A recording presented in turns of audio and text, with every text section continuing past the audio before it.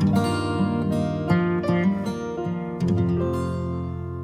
good afternoon, everybody. I'm visiting Chico State University and came in late last night after spending the day in Sacramento, making the case that Cal State University presidents and administrators and students and alumni were there talking to the legislators about the importance of our resources and about what value we bring to California as a public good.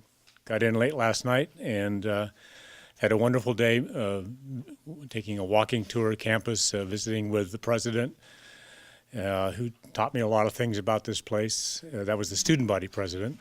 And then I met with President Zhang, who filled in all the other details, and his staff. I met with the chair of the academic senate and the chair of the staff. And it's been very informative and enjoyable, and just had lunch with students, so it was great. So happy to answer any questions about my visit here to Chico. I will be going to all 23 campuses before the end of December. And ones at the front end, like Chico, I say I could do the best first. For those in the middle of my tours, my listening tour, I'll say it's a bell-shaped curve, and we'll do the best ones in the middle. And those at the end, I say we're saving the best for last. So you kind of know where that's going. But everyone is different. Everyone has similarities. And I wanted to make sure, as your chancellor, that I understand what's really important to Chico, to the students, to the community, to the faculty and staff. So I don't treat each campus the same, but really get the understanding of how we're different and we complement each other across the system. Happy to take any questions.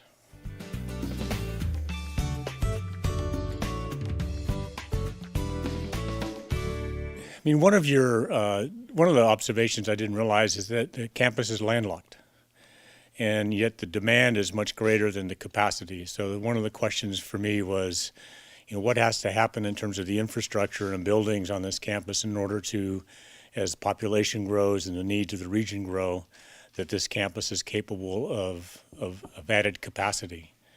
There are some buildings built in the 60s and 70s and 50s that their infrastructure is old. They've been well taken care of. The staff here do a fantastic job of maintaining the facilities, but at some point, the air handling systems and teaching laboratories, the IT infrastructure that we use and take for common today just can't be in these old facilities. So I think that's one issue. I think the campus has got some very well-known majors, not only around the state, but around the country. Very fond affection for this campus by alumni. Those are all good signs that the learning environment here, their time at Chico is worthwhile. So it's my first time here in my entire life. So even though I lived in California quite a bit, it's the first time I've been to Chico, so I'm learning a lot.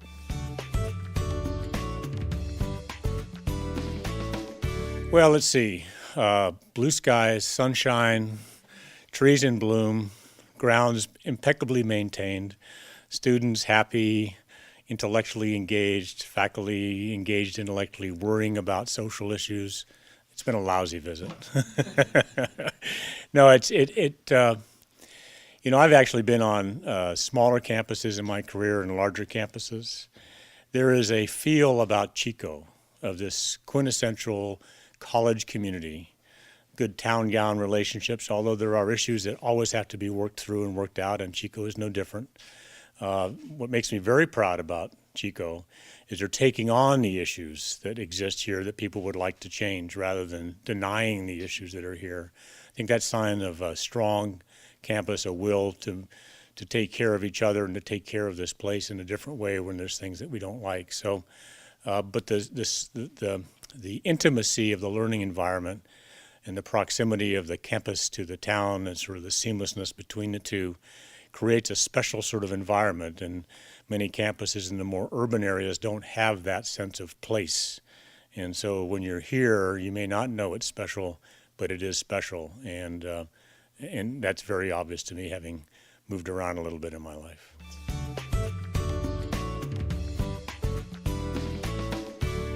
When I went to college, it was fall of 1966. And since the fall of 1966 till December of 2012, I've only been on a college campus as a student, as a postdoc, as a faculty member, as a department chair and provost and vice president and president, chancellor, etc.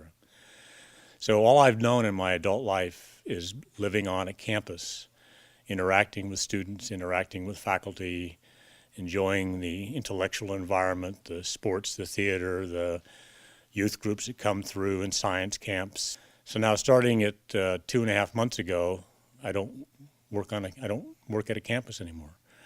And so what I want to make sure I don't do is get isolated from our core business, our core focus, which is the teaching and learning and creative research environment for our faculty and our students, and the role of staff in supporting that core mission. So by visiting each campus, I get a chance to touch, see, feel, smell, interact with the community. And what matters in Chico is related to but different than what matters in the Channel Island campus or the San Diego State or up in Humboldt, et cetera. And I don't want to ever lose track that the papers that cross my desk and cross my screen, the words and policies and numbers that I have to make decisions about, really are hope and opportunity for students, for faculty, for staff, and for communities. And so in many respects, it's selfish for me to get out and understand the system I'm now responsible for in a way that I actually understand the nuances.